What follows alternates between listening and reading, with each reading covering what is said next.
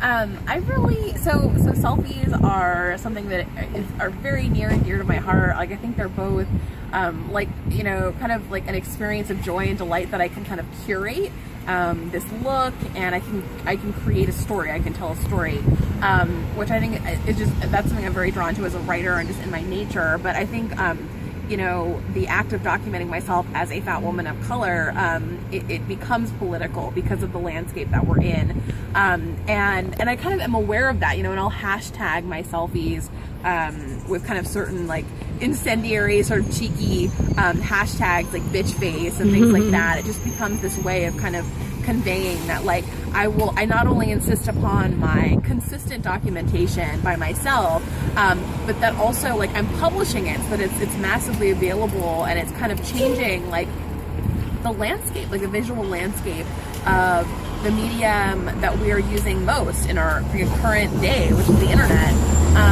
And I think, like, when I think about other people who use selfies, like, you know, fat folks or queer folks or people who are living at the intersections of various identities that are kind of marginalized, it is very clearly, it's a very clearly political project. Like, it's a very clearly kind of, like, it's this way of saying, I am here, you cannot erase me, and I can use these democratized forms of publishing, these democratized sort of pieces of technology, like a camera on a phone, to undo, like, the project, to kind of, like, to become, like, part of a visual history that has largely been kind of, you know, that I think that the culture at large seeks to kind of erase. Like, I think there's kind of this impetus to create a myth of like conformity and homogeneity that isn't real.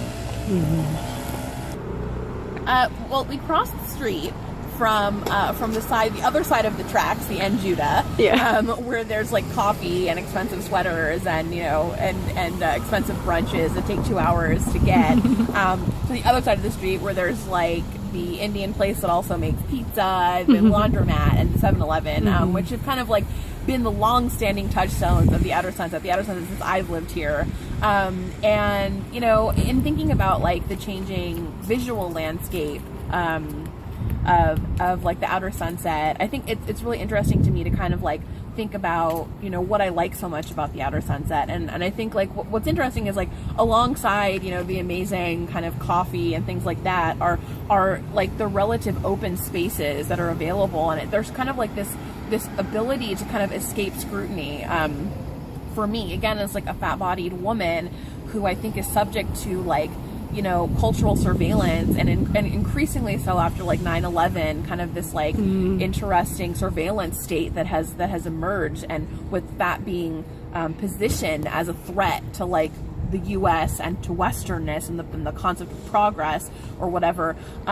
It feels relieving at times to be in a space where there's like, you know, I can go into Golden Gate Park, I can go to the beach, and there's like, you know, just hundreds and hundreds and hundreds of like feet of free space, and I feel like when I think about the scrutiny and in relationship to the changing atmosphere of the Outer Sunset and the changing aesthetic, like, I racialize it. Like, in my mind, you know, scrutiny is very tied to whiteness. Should we wait till this passes? Here, we'll pause it real quick. So now that the train has passed, I can continue my critique of whiteness and surveillance. So I think in my mind, like, you know, thinking about being scrutinized, it's very racialized. Like, there's kind of, like, in my mind, it's very tied to whiteness. And I think that makes sense when you think about, like, the greater structures that I feel are the kind of agents of fat phobia and the agents of sexism, which are like the military state and the public health sector, which is deeply white and deeply masculine. Perhaps not necessarily consistently in its constituents, but like in its history.